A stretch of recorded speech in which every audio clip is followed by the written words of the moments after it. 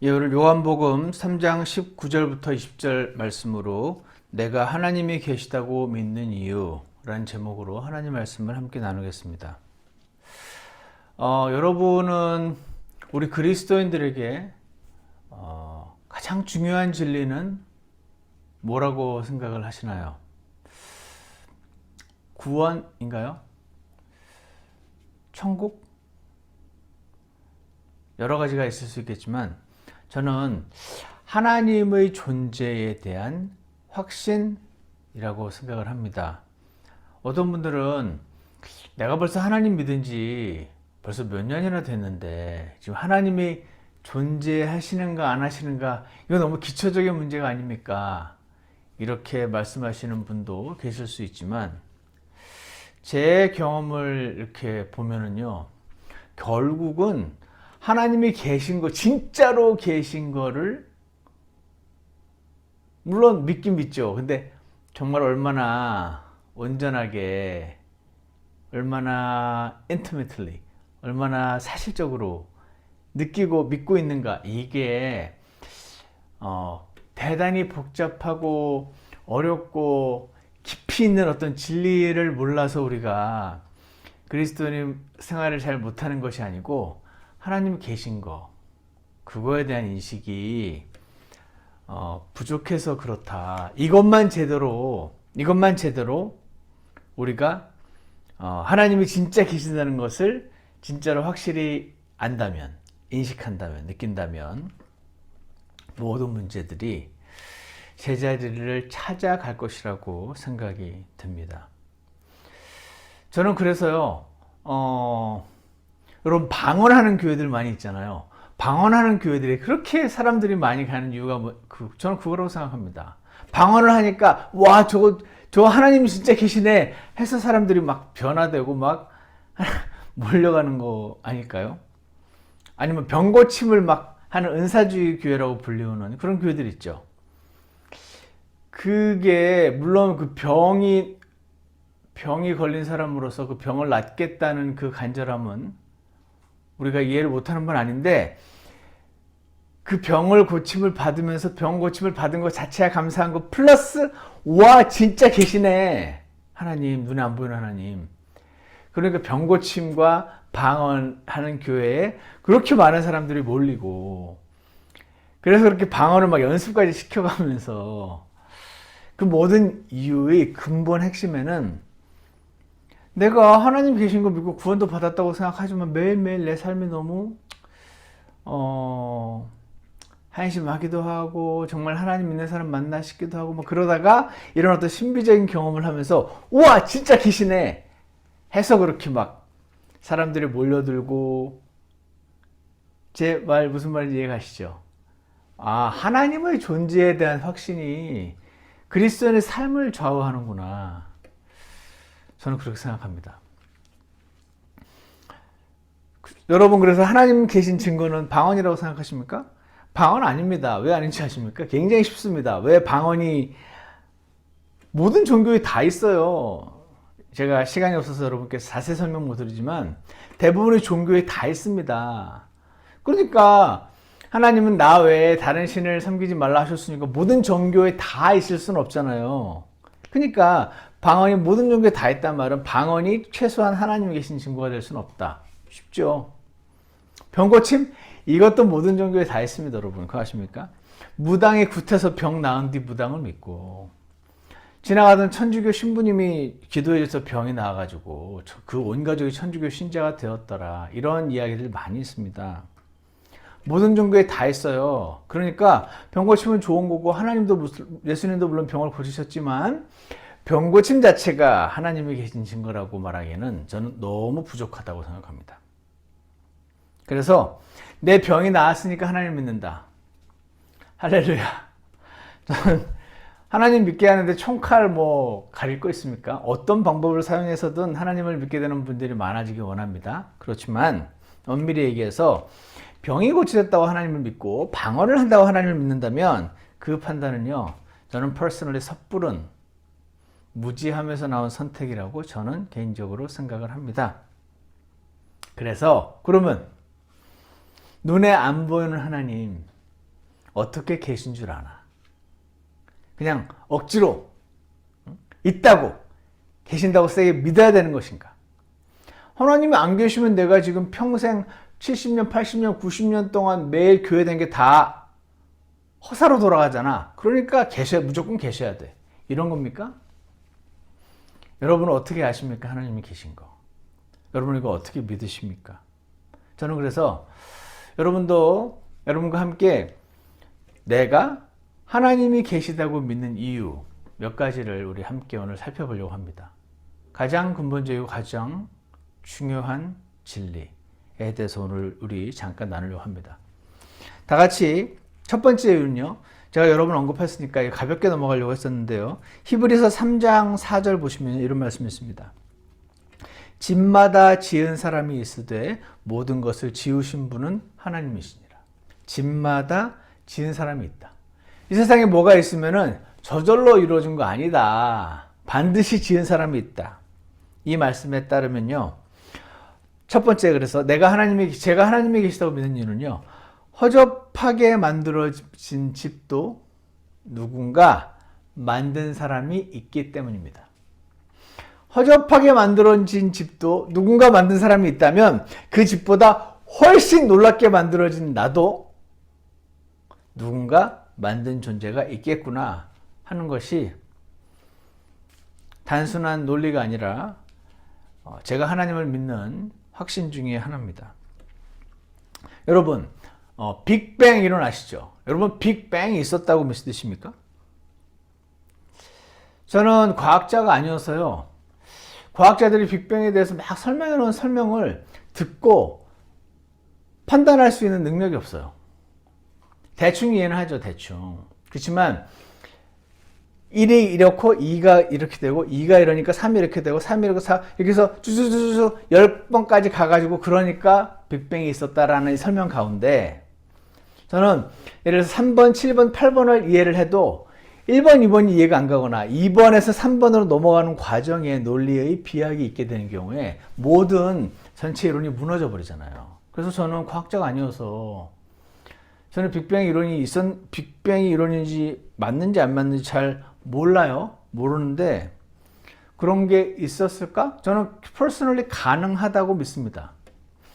아인슈타인이요 1916년에 자신의 그 상대성 이론을 통해서 우주가 지금 팽창하고 있음을 발견했다고 그러죠. 그러니까 사실 뭐 논리적으로는 쉽더라고요. 우주가 팽창하고 있구나 하는 걸 발견했어요. 그러면 팽창하기 전에 계속 그 과거로 돌아가면은 팽창하기 전에, 그러니까 폭파해서 팽창하고 있으니까 팽창하기 전에 폭파하기 전에 처음에 그 폭파하기 전 그게 있었겠네라고 추론을 한 거더라고요. 근데 이유는 몰라요. 이유는 모르는데 이게 뱅 터졌다는 거죠. 그래서 지금도 우주가 팽창하고 있다. 이렇게 설명을 하더라고요. 자, 그러면 저는 빅뱅이 있었나 없었나? 성경에 뚜렷이 안 나와 있으니까 있었을 수도 있고 없었을 수도 있지만 가능할 수도 있지 라고 저는 예를 들어 생각을 해요. 그러면은 질문이, 그러면 그 빅뱅으로 지금의 이런 세상이 만들어졌나? 이 질문에 대한 저는 no way 라고 자신 있게 말할 수 있습니다. 여러분 비행기 있잖아요. 비행기, 보잉 747 비행기 이런 게 폭파가 된 후에 그 잔해를 보신 적이 있습니까? 그 잔해를 보신 분들은 쉽게 알 수 있습니다. 여러분 교통사고 난 차가 막 산산조각이 나가지고 불타고 있는 차 보신 적 있으십니까? 그거 보신 분들도 알 수 있습니다. 왜냐면요, 그 폭파된 그 잔해가 내일, 모레, 10년, 100년, 1000년, 만년, 10만 년, 1000만 년, 억만 년이 지나면 그 부서졌던 비행기가 도로 비행기가 될까요? 안 될까요? 그 폭발된 차가 도로 새 차가 될까요? 안 될까요? 그 폭발된 차가 도로 새 차가 되었을 뿐 아니라 그것이 기가 막히게 변이를 거듭하면서 생명체가 나올 수 있을까요? 없을까요? 공대생들은 1학년 때 다 배운다고 하더군요. 연력학 제2법칙, 엔트로피 증가의 법칙, 무질서도의 증가의 법칙, 시간이 지나면서 무질서도는 증가하는 것은 법칙입니다. 과학적으로 증명된. 그러니까 우리의 피부도 시간이 지나면서 무질서도가 증가를 하고, 세차를 아무리 사놔도 10년, 20년, 30년, 40년 지나면서 무질서도가 증가해서 폭파된 잔해는 시간이 지나면 더 엉망이 되면 됐지 더 나아질 수 없다. 이거는요 과학입니다. 과학이란 반복된 실험으로 어떤 가설이 프루브 된 것을 법칙이라고 말하잖아요. 자, 그러니까 저는요 이성적인 사람은 어떤 다른 사심이 없으면 빅뱅으로 세상이 생겼다고 믿을 수 없다고 생각합니다. 개인적으로. 만약에 이렇게 믿을 수 있다면 이것은 매우 비이성적인 믿음의 소유자라고 저는 생각합니다. 죄송합니다. 이렇게 생각하시는 분들 계신다면. 저는 빅뱅이 없었다고 말하는 게 아니에요. 빅뱅이 있었을 수도 있고 없었을 수도 있어요. 근데 그 빅뱅 때문에 세상이 이렇게 됐다라고 말할 수는 없다는 겁니다. 그것은 불가능하다. 대단한 그 과학적 지식이 없어도 알 수 있다. 그래서요, 휴 로스라는 어떤 굉장히 천재적인 어떤 과학자가 있더군요. 이 사람이 욥기 9장 8절에 보면 그분께서 홀로 하늘들을 펴시고 파도들을 밟으시며 라는 표현이 나오는데요. 하늘들을 펴셨다 할 때 영어로 spread out, 이 히브리어 단어가 나타라는 단어인데 이게 extend, stretch out, stretch 막 잡아 당기는 거잖아요. spread, 펼치는 거. 하늘들을 펼쳤다는 이 구절이 성경에 굉장히 많이 나오거든요. 이것이 단순한 시적인 표현이 아니라 진짜로 하늘을 잡아 찢으신 거다. 이게 바로 빅뱅을 여기서 암시한다. 이렇게 주장하는 학자가 있습니다. 이 휴로스 막 혼자만은 아니겠죠? 그럼 이게 정말 맞나? 그 단어 가지고 그렇게 주장하는 것은 가능하겠으나 아직은 잘 모르겠다. 자, 그래서 이런 학자들은요, 이제 학자들끼리 싸우게 놔둬야 됩니다. 그들만의 리그가 있어요. 이분이 이제 이렇게 학설을 발표를 하잖아요? 그러면 이제 다른 학자들이 나도 그거 동의한다. 나는 그거 틀렸다고 생각한다. 왜냐하면 서로 막 싸웁니다. 이게 이제 시간이 지나면서 정리가 되기도 하고 하거든요. 그 밥 먹고 그 많은 시간을 거기에만 쏟아부을 수 있는, 그리고 아주 똑똑한 그들만의 리그에서 해결하도록 놔두면 되고요. 저는 창세기 1장에 많은 이렇게 믿는 신학자들이 많이 있어요. 하나님의 말씀으로 하늘과 땅을 창조하셨느니라 하셨을 때 그때 바로 1장 2절에서 1장 2절에서 잠깐 찾아볼까요?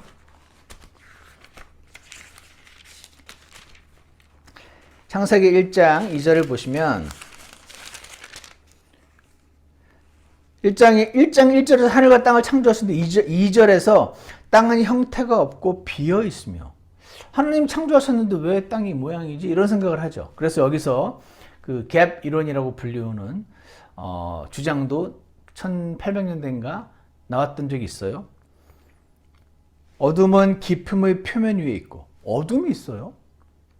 깊음, 그 바다 같은 거죠. 물이죠. 그 표면이 있고 여기에 하나님의 영이 물들의 표면 위에서 움직이시느니라는 말씀이 있어요.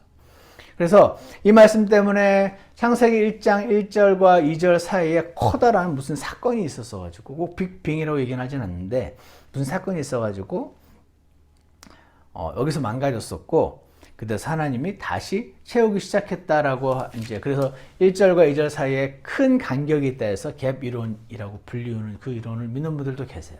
왜냐하면 1절 하나님이 만드셨다는데 2절에서 이렇게 나오니까 뭔가 어둡고 막 형체가 없고 뭐 이렇지?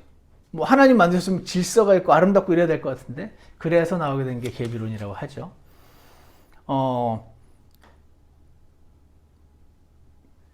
제가 존경하고 이렇게 많은 참조하는 유명한 신학자들 중에 더 많은 사람들은, 그러니까 일부는 갭 이론을 믿어요. 저는 잘 모르겠어요, 솔직히. 왜냐면 그 갭 이론을 설명하는 그분들도 또 과학자 같이 설명을 하거든요. 그래서 이게 좀 어려워요, 판단하기가. 성경 자체에는 그 지지하는 근거 구절이 많지 않고. 근데 한 가지 제가 의문을 가졌던 거는, 왜 하나님이 창조를 하셨는데 2절에서 이렇게 약간 뭔가 음습한, 어두운, 뭐 이런 모습이 나타날까? 개비론 맞는 거 아닌가? 옛날에 그런 생각도 한 적이 있습니다. 솔직히 아직은 잘 모르겠어요. 제가 이 책만 저희 집에 여러 권 있는데 이것만 읽고 있을 시간도 없고 이거 관련된 저널도 여러 개 있는데 그것만 읽고 있을 시간도 없고 읽어도요 너무 어렵고 복잡해서 어렵더라고요. 자, 그래서 제가 지금 하고 싶은 말은 뭐냐면 저 더 많은 학자들이 개비론보다는 1장 2절에서 하나님이 처음에 이렇게 세상을 창조하셨고 그 다음에 3절부터 빛이 있으라 그리고 5절에서 물들은 이리로 모여라 그리고 또 9절에서는 물들은 모이라 그러시고 그 다음에 또 14절에서는 밤과 낮을 나누시고 그래서 처음에 하나님 창조하셨을 때 이렇게 한마디로 찰흙 덩어리 같은 그걸 창조하신 다음에 3절부터 그걸 빚어가시는 과정이다 이렇게 믿는 그 일반적인 신학자들이 훨씬 많아요. 그래서 아버지 하나님이 창조를 하시고 근데 예수님을 통해서 창조하셨는데 처음에 이렇게 재료 같은 걸 만드신 다음에 성령님께서 나오시니까 2절에서 그러니까 성령님께서 이 세상을 이렇게 빚어가시는 과정이 3절부터 나온 거다. 그래서 삼위일체 하나님이 다 창세기 1장에 등장한다. 이렇게 설명하시는 분들이 상당히 많구나 하는 걸 제가 여러 책들을 읽으면서 생각을 합니다. 그래서 이것도 가능하겠다. 그러니까 창세기 하나님 만드시긴 만드셨는데 1장 2절에서 왜 이렇게 어둠의 모습이 있나? 그래서 어떤 사람들은 그래서 개비론이 맞다고 주장하고 어떤 사람들은 아니다 하나님이 만드시는 과정 자체가 이렇게 그래서 아까 그 휴로스가 말한 것처럼 하나님 처음에 빅뱅을 통해서 찰흙 덩어리 같은 재료를 만드시고 3절부터 빚어나가셨다고 생각할 수도 있다고 저는 생각을 합니다. 어떤 게 맞다라고 dogmatical assertion 아주 이거 아니면은 다 이단입니다. 이렇게 주장할 만큼의 빛이 강하지 않은 교리라 제가 다 여러분에게 강하게 어떤 말을 할 수는 없는데 제가 이거를 이렇게 길게 설명한 이유는 하나입니다. 뭐냐면 결국 지금의 우주와 지구와 풀과 나무와 동물과 식물과 이 모든 것들을 하나님이 거기에 빅뱅을 사용하셨건 갭을 사용하셨건 뭔지 모르겠는데 결과적으로 하나님이 빚으셔서 하나님이 만드신 것들이다. 그 얘기를 이렇게 길게 했습니다. 그래서요 로마서 1장 19절에 보시면요 하나님을 알만한 것이 그들 사람들 속에 분명히 드러나 있대요. 여러분 사람이 어떻게 하나님을 알 수 있을까요? 사람들 안에 하나님을 알만한 게 들어있대요. 그게 무슨 말인가? 하나님께서 그것을 그들에게 보이셨대요. 언제 나한테 보이셨지? 하나님이 계시다는 걸 나한테 언제 보이셨지? 로마서 1장 20절에 그분의 보이지 아니하는 것들 곧 그분의 영원하신 권능과 신격은 만들어진 것들을 통해 깨달아 알 수 있나니 하나님이 어떠신 분인지는 만들어진 거를 보면 알 수 있다. 그 말을 하는 겁니다. 제가 예전에도 한번 말씀드린 적이 있는데 제가요 일산에서 집 앞에 이렇게 사무실에서 일하다가 잠깐 앉아 있는데 거기에 약 한 새끼손가락보다도 더 큰 가운데 손가락만 했던 것 같은데 가운데 이렇게 이 정도는 된 벌레가 이렇게 꼭 그 빈처럼 볼록볼록 초록색이었던 것 같아요. 몸뚱아리는 볼록볼록한 벌레가 꾸물꾸물 그 지렁이처럼 기어가고 있는데 처음 봤어요. 앞에 머리에 이렇게 뿔이 있어요. 한 개가. 그리고 전체적으로 초록색 보이는데 윗부분 자세히 보면 약간 그라데이션처럼 붉은 빛부터 그 초록색이 이렇게 그 아주 아름다운 색깔로 이렇게 싹 돼 있어요. 제가 원래 벌레를 별로 좋아하지 않는 편이라 그 벌레가 뿌리를 달고 그 초록색 벌레가 그 약간 빈처럼 뿌룩뿌룩하게 생긴 그 송충이보다 훨씬 큰 그 벌레가 기어가는데 제가 그걸 보면서 와 엄청 크네 그러고 말았어요. 근데 같이 사무실에서 근무하던 한 자매님이 나와서 보더니 이런 말 하는 거예요. 야 우리 하나님은 진짜 너무 기발하시지 않아요, 형제님? 그러는 거예요, 제가 저한테. 왜요? 그랬더니 저 보세요. 저기서 저런 뿔을 어떻게 달 생각을 하셨을까요? 저 색깔 보세요. 저게 무슨 벌레인지 내가 오늘 처음 봐가지고 이름도 모르는 저런 벌레가 저렇게 큰 벌레인데 저기에 뿔을 달고 저렇게 저런 색깔을 가지고 저렇게 기어가는 저런 거를 만드신 우리 하나님은 굉장히 기발하신 분인 것 같아요. 그러더라고요. 제가 그때 구원받은 지 얼마 안 됐을 때였는데 이 자매님의 이 말이 되게 충격적이었어요. 이 자매님은 만들어진 것들을 통해 그 만드신 분을 깨달아 안다는 이 말씀을 진짜로 믿고 있는 것 같더라고요. 그때. 제 말 이해가십니까? 그러고 나서 다시 보니까 그 벌레가 완전히 새롭게 보이더라고요. 저는 그래서 그런 것들을 보면서, 그리고 코모도 도마뱀이라고 있는데 어떤 건가 몰라서 제가 그 구글을 쳐봤더니 와, 완전 공룡 같은데 우락부락한 근육이 있는 진짜 공룡 같은 커다란 도마뱀이 있더라고요. 그리고 목도리 도마뱀도 있고, 저는 그런 걸 보면서 만들어진 것들을 통해 하나님이 어떤 분인지를 알 수 있다는 그 말, 우리 하나님은 굉장히 유머러스한 분 같아요. 저는 유머러스하지 않으면 저렇게 웃음이 나올 만한 모양의 동물들을 안 만드실 것 같아요. 그리고 그 만들어진 디자인 동물들, 식물들 보면요 굉장히 크리에이티브 하신 분인 것 같아요. 그리고 그 색깔을 보면 디자인 감각이 어마어마한 분 같아요. 색감이 아주 뛰어나신 분 같아요. 저는 미술은 싫어하는데 음악은 이렇게 귀가 발달돼 가지고 어느 날 그런 생각을 한 적이 있어요. 이 그러니까 도레미파솔라시도 이 음을 뭐 원래 있는 거지 할 수 있지만 저 음을 사람들이 발견한 거지 만들어낸 건 아니잖아요. 근데 저 음을 가지고 사람들이 창작을 하는데 화음이라는 게 존재하잖아요. 그래서 이 세상 가수들도 여러 명이 나와서 기가 막힌 화음으로 노래를 너무 멋있게 부르면 막 온몸에 소름 돋는다고 표현을 하거든요.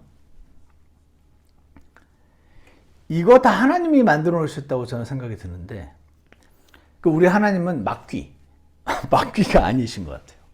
음악적으로도 굉장히 뛰어나신 분 같아요. 미술적으로도 굉장히 뛰어나신 분 같아요. 만들어진 것들을 통해 만드신 분을 깨달아 알 수 있다는 그 말씀을 따르면 유머 감각이 아주 짱이신 분 같고, 예수님을 보내주신 걸 볼 때 나를 사랑하시는 분인 걸 알게 되고요. 그 자신이 사랑하시는 예수님을 굳이 죽이셔야만 하셨던 걸 볼 때 그분은 죄를 굉장히 미워하시고 죄에 대한 책임을 물으시는 공정하신 분이구나 하는 것을 알 수가 있습니다. 저는 그래서요,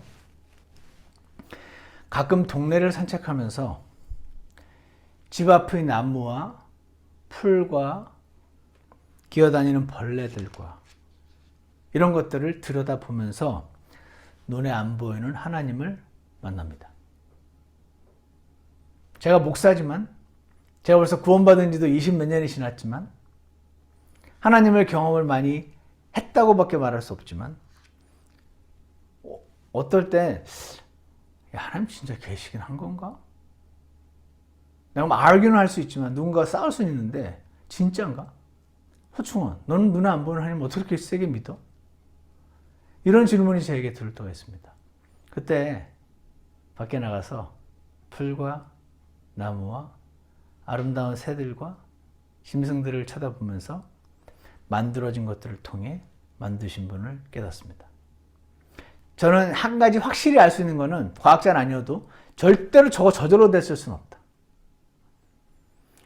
오랜 시간이 지나면서 생명체가 생겨날 수는 없다. 저 만들어진 것들을 통해 하나님을 접하게 됩니다. 또 하나는요, 저는 양심에 대한 설명 때문에 하나님의 존재하심을 믿습니다.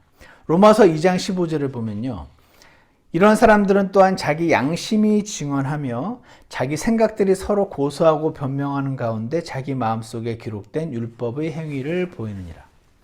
여러분, 양심이 있는 거 아시죠? 근데 이게 참 이상합니다. 생각을 해보면 양심, 영어로 conscience, 한국말로 양심. 이게요, 우리의 장기가 아니잖아요. organ이 아니잖아요. 우리 몸을 수술을 해도 양심을 찾을 수 없잖아요. 근데 눈에 보이지도 않는 이 양심이 어떻게 있다는 사실을 전 세계가 다 알까요? 이상하지 않습니까? 근데 로마서 방금 2장 15절에서 하나님이 마음속에 기록해 놓은 율법이다라고 써놓으신 것을 볼 때 저는 이 설명을 듣는 순간 무릎이 탁 쳐지더군요. 아, 그렇구나. 양심이 하나님이 모든 사람에게 그 안에 써놓은 기본적인 어떤 율법이구나. 그래서 누가 안 가르쳐줘도 남의 물건을 훔치러 가는 게 죄라는 걸 아는구나. 엄마가 과자 먹지 마 했는데 먹으면은 이게 잘못된 거라는 걸 아는 거예요. 안에서. 왜? 하나님이 그거는 죄야 라고 적어 놓으신 거죠. 글을 못 읽어도 아는 겁니다. 양심이 하나님이 기록하신, 마음에 기록하신 율법이어서. 저는 이 설명이 양심에 대한 완벽한 설명이라고 믿어지더라고요. 여러분 어떠신지 모르겠습니다. 그래서 와, 이 양심이 하나님이 기록해 놓으신 율법이라는 이 말이 적혀 있는 이 성경도 사실이구나.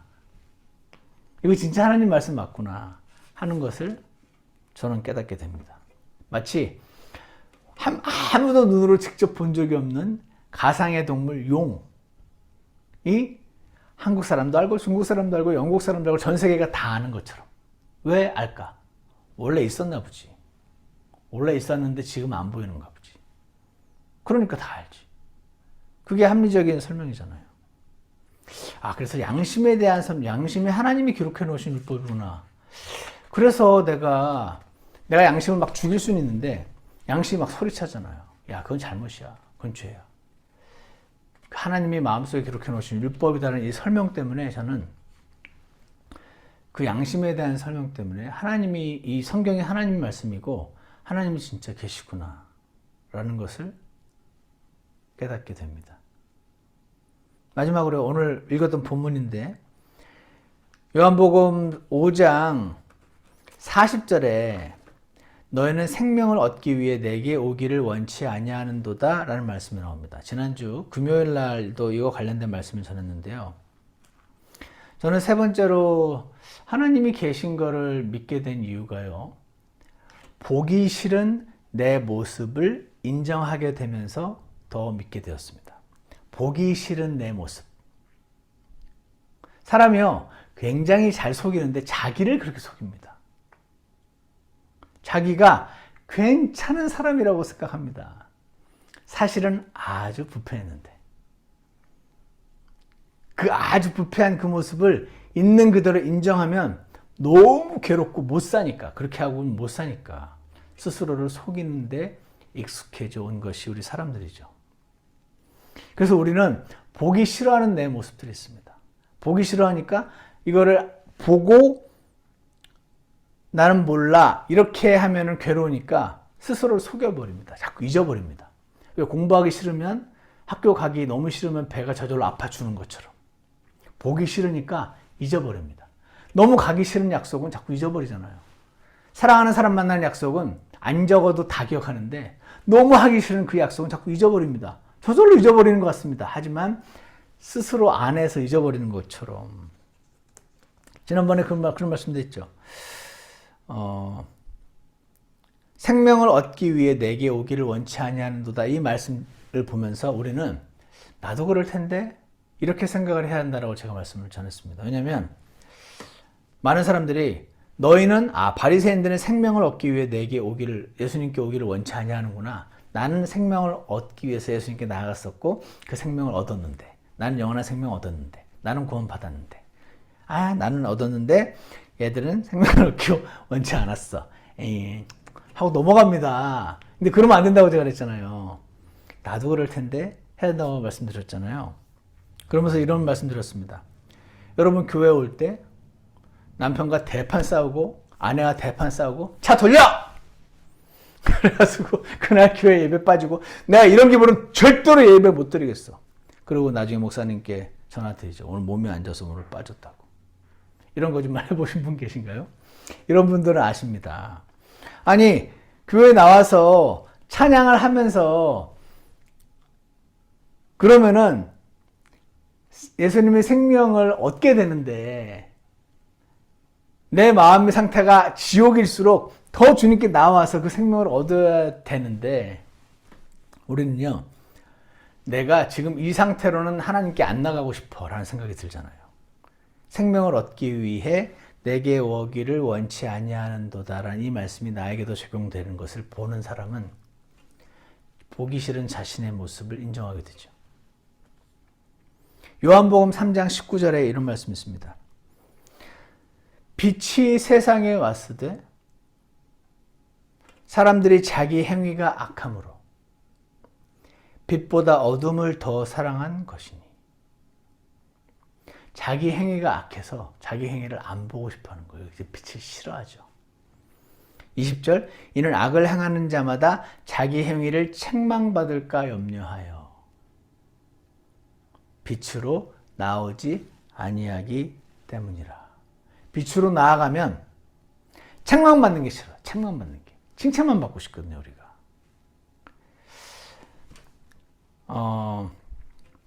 기독교인이 되고 난 후에 어려움이 하나 생기는 게 있습니다. 그게 뭐냐면 우리의 죽었던 양심이 살아납니다. 왜냐면 하나님 말씀에 따르면 예수님의 피가 우리의 양심에 뿌려진다라는 그런 말씀, 히브리서 말씀이 있거든요. 예수님의 피가 우리 양심에 뿌려져서 이전에 쉽게 짓던 죄들이 이제 문제가 되는 걸 발견하게 됩니다. 제가 예전에도 한번 말씀드렸는데 제가 또 많은 죄가 있겠지만 예를 드리는데 적당한 것 같아서 또 담배 이야기를 하나 꺼내겠습니다. 저는 제가 담배를 너무너무 사랑했었기 때문에 이 담배 때문에 이렇게 양심의 괴로움을 겪게 되려고 생각을 해본 적이 없습니다. 저는 구원을 받았지만 꼭 담배를 끊어야 구원받는 건 아니라는 그분의 설명에 따라서 언젠간 끊겠지 하고 일단 계속 피웠습니다.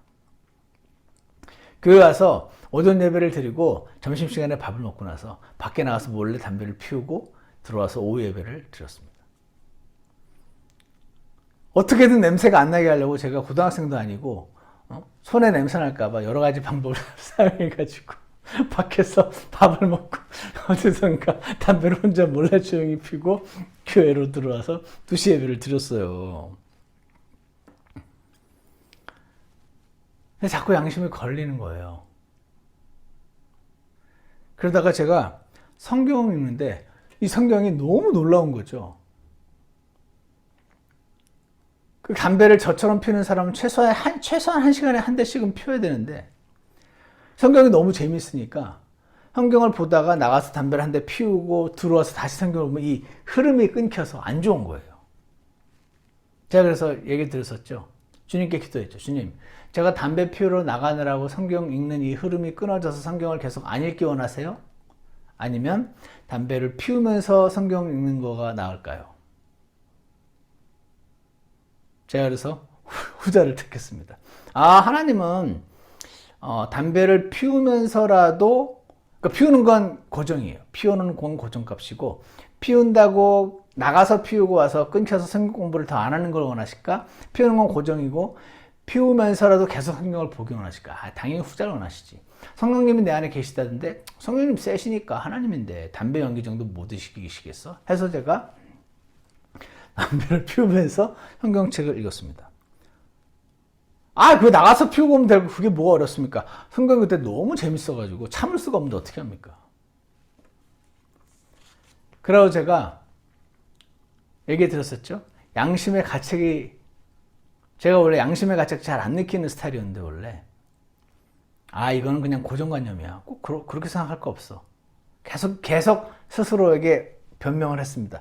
나는 지금 성경을 열심히 많이 읽기 위해서 저에게 지금 담배를 피우면서 성경을 읽는 거지, 이게 무슨 불경한 행동은 절대로 아니야. 하나님 어떤 거 원하시겠어? 아까 이거 또 하는 겁니까? 담배 피우느라고 이 흐름이 끊기는 걸 원하시겠어? 담배 피우지만 계속 많이 보기를 원하시겠어? 후자를 당연히 원하시지. 하나님 센데 담배 연기 이기지 하면서 계속 했어요. 이게 1주일, 2주일, 3주일, 4주일, 한 달이 되면서 혼자 안에서 제가 아무리 레셔널라이즈를 하고 아무리 해도 안에서 계속 이 그러면 안 되는 거잖아 라는 이 음성이 커지는데 막 미치겠더라고요. 그 제가 담배를 부러뜨리고 담배를 한번 끊어보려고. 그러고 나서 나중에 그 부러뜨린 담배를 쓰레기통에서 찾아가지고 다시 담배를 피우는. 여러분 그런 거 해보셨습니까? 뭔가 중독된 사람들은 그렇게 많이 합니다. 그러다가 저는요, 하나님이 저의 전 본 모습을 보여줬어요, 그때. 저는 이런 사람인 줄 알았어요. 제가 하나님을 너무 사랑해, 나는. 착해! 그리고 성경 너무 사랑하는 훌륭한 사람이야. 근데 이놈은 의지력이 약해서 담배 그거 하나를 못 끊어가지고 그래서 이렇게 막 괴로워하는 착한데 불쌍한 나약한 그런 사람인 줄 알았어요. 그래서 주님 제게 의지력을 주시옵소서, 담배를 끊게 하여 주시옵소서. 제가 성경을 읽어야 되는데 담배를 못 끊어서 이렇게 지금 그냥 피우면서 읽으려고 했는데 지금 마음이 너무 불편합니다. 저를 도와주십시오 라고 계속 기도하고 또 피우고 기도하고 또 피우고 자고. 오늘 밤에는 끊게 하여 주시옵소서. 그 기도가 끝나고 나서는 저는 한 대를 더 피우고 잘 거를 알면서 그렇게 하더라고요. 저는 그래서 제가 훌륭한데 착한데 불쌍한, 너무 성경을 사랑하는데 연약한 그런 사람인 줄 알았어요. 그래야 사니까. 그런데 하나님이 어느 날 보기 싫은 제 실제 모습을 보여줬어요. 제가 그렇게 기도하고 괴롭고 담배 부러뜨리고 다시 피우고 하던 어느 날 갑자기 화를 버럭 냈어요. 기도하다가. 도대체 왜 담배를 끊으라고 하시는 거냐고.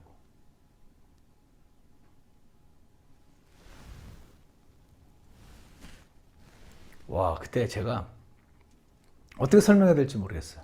하나님이 이 순간 나를 쳐서 죽이실 것 같다는 느낌이 엄습하면서 두려움에 그냥 확 꼬꾸라져서 앉았던 것 같아요. 그날 이후로 담배를 안 펴야 되는데 라는 생각조차 나지 않는, 저절로 끊어졌어요. 그토록 못 끊게 했던 담배가 그냥 생각이 아예 안 나면서, 금단현상 당연히 없고 10년간 하루에 2갑씩 피운 담배가 그냥 끊어졌어요. 하나님이 해주셨잖아요. 저는 이 과정을 겪으면서 시간이 지나면 지날수록 그 생각을 합니다. 아, 사람이 자기를 속이는구나. 여러분이 생각하셔야 됩니다. 나도 그럴 텐데. 아, 우리 목사님은 그러구나 이렇게 생각하지 마십시오. 여러분도 마찬가지예요. 사람은 자기를 속입니다. 자기가 착한 사람이고 싶습니다. 자기가 믿음이 좋은 사람이고 싶고요. 자기가 하나님을 사랑하고 하나님을 따르고 싶다고 생각합니다. 그런 마음 없지는 않기 때문에 속기가 쉽더라고요. 근데 그날 알았습니다. 하나님, 내가 좋아하는 거 왜 막으냐고. 그냥 달라고. 그러고 있는 제 모습, 보기 싫은 모습, 이 모습을 보여주셔서 저는 그날 담배 끊었던 것이 한면으로는 기적이고 한면으로는요, 그때 제가 너무 두려움을 느꼈습니다. 어떤 두려움이냐면, 와, 하나님 계시네. 어떻게 설명할 수 있죠? 어떻게 설명할 수 있어요? 성경 읽으면서 담배 피우던 자가, 레셔널라이즈의 천재가, 양심의 가책 그런 거 별로 안 느끼고 살던 사람이 이제는 담배를 끊거나 성경을 끊거나 둘 중에 하나야만 하는 상황으로 하나님 밀어 넣으셔서 결국은 내가 어떤 존재인지 깨닫게 하시고 두려움을 느끼게 하시고 금단현상조차 없이 끊게 하셨던 이 일을 통해서 제가 아는 거는 하나님이 진짜 계시네. 그러니까 이런 일이 일어났지.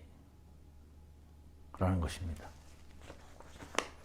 제가 하나님이 계시다고 믿는 이유는요, 허접하게 만들어진 집도 누군가 만든 사람이 있기 때문이고요. 양심이라는 게 있는데 그 양심이 하나님이 마음속에 기록한 율법의 행위라는 것을 그 설명 때문이고요.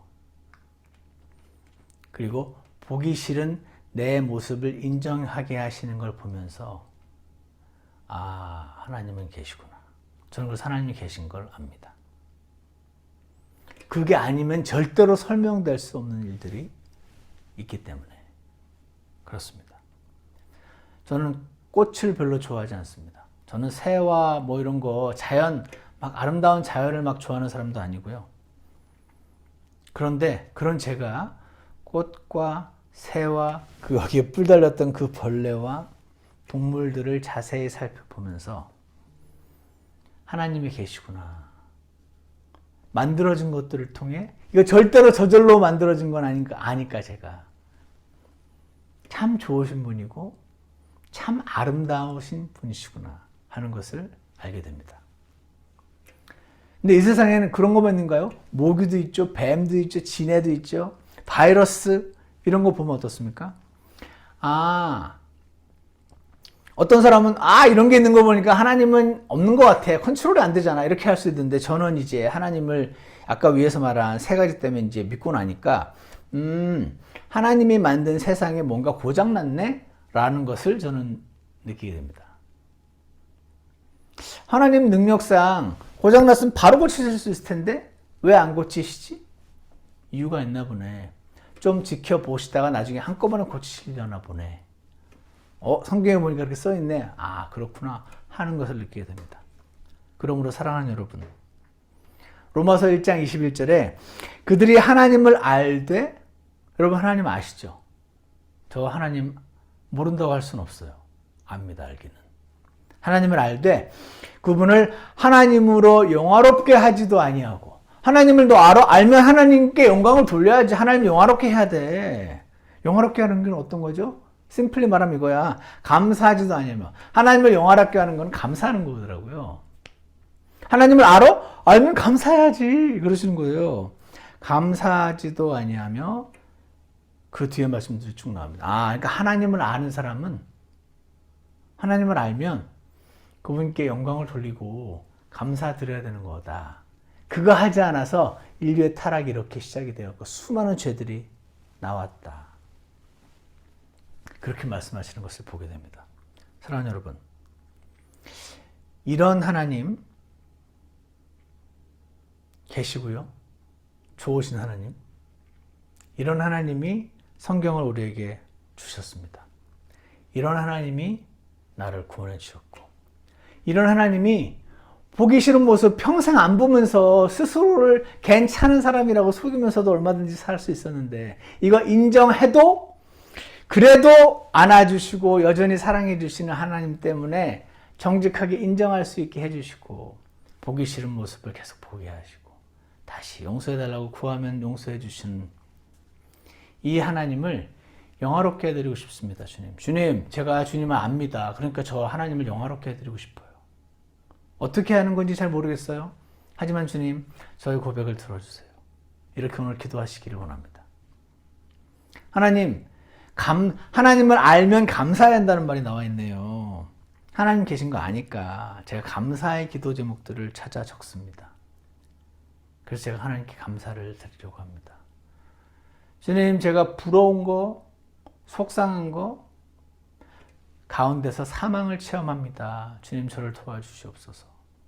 하나님을 알되 그분께 감사드리지도 않고 영화롭게 하지도 않아서 이렇게 엉망진창으로 타락한 사람들의 모습이 나왔다라는 이 말씀을 기억하게 하셔서, 주님, 제가 하나님을 아는 사람답게 살 수 있게 도와주세요.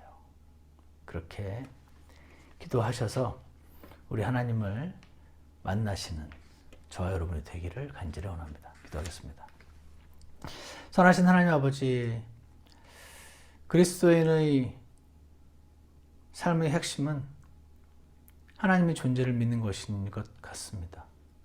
하나님의 존재를 모르진 않는데, 안 믿는 건 아닌데, 그 믿는 것에도 단계가 있는 것 같고 정도가 있는 것 같습니다. 사랑하는 하나님 아버지, 나를 사랑하시고 너무너무 뛰어나신 분이 나를 위해 모든 것을 주셨고 지금도 이끌고 계시는 그 하나님을 지금 잘 따라갈 수 있게 도와주시옵소서. 하나님의 존재를 날마다 깨닫고 더 친밀히 믿고 알고 감사하고 하나님께 영광을 돌리는 자들 될 수 있도록 축복하여 주시옵소서.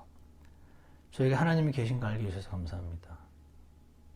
하나님이 계신 것을 입증할 수 있는 수많은 자료들은 있겠지만 지금 저를 찾아오셔서 아무도 알 수 없는 저만 아는 나쁜 비밀들 다 폭로하시고 스스로 인정하게 하시고 그래도 사랑하고 있다는 걸 알게 해주시고 그분 품에 안길 수 있게 해주셔서 오늘도 주님 따라갈 수 있게 저를 인도해 주셔서 감사합니다. 이런 하나님 더 많이 알기 원하고 더 많이 전하는 저희가 될 수 있게 축복해 주시옵소서. 예수님 이름으로 기도드렸습니다. 아멘. 우리 다 같이 찬송가 306장 날 구원하신 주 감사 함께 부르시겠습니다. 306장입니다.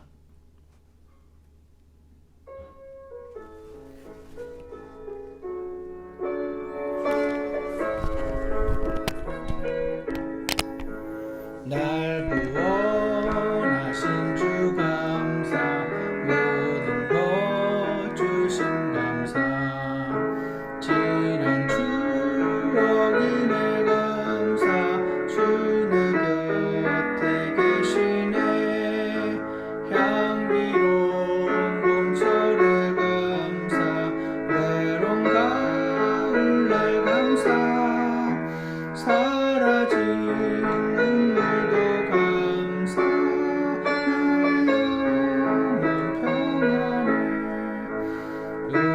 응답하신 기도 감사 거절하신 것 감사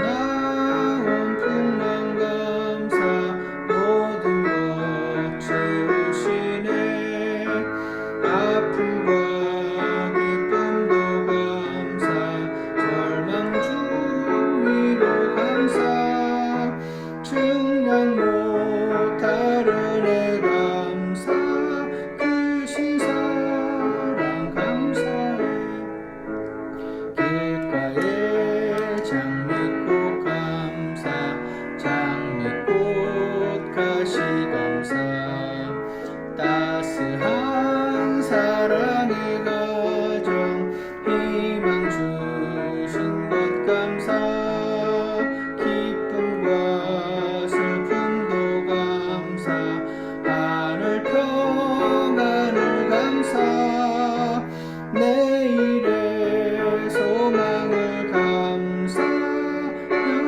영원토록 감사해.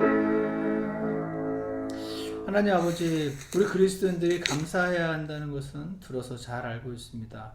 하지만 오늘 하나님 말씀을 볼 때에 하나님이 살아계신 것을 알고 하나님을 알되 하나님으로 영화롭게 하지도 아니하고 감사하지도 않은 자들에 대한 책망이 로마서 1장에 있었던 것을 다시 한번 기억합니다. 사랑하는 하나님 아버지, 저에게 하나님을 알게 해주셔서 감사합니다. 하나님을 모르지 않는데 어떤 때에 하나님 모르는 사람처럼 생각하고 살아갈 때가 있으면 주님 앞에 고백합니다. 저희를 긍휼히 여겨주시고 하나님을 더 많이 계시해 주셔서 하나님께 늘 감사하고 날마다 영화롭게 해드리는 하나님으로서 영화롭게 해드리는 자들로 발견될 수 있게 저희 모두를 축복해 주시옵소서.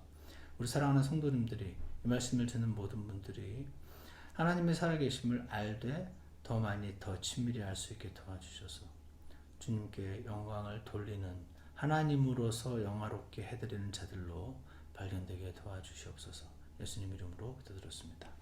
아멘. 예배를 마치겠습니다.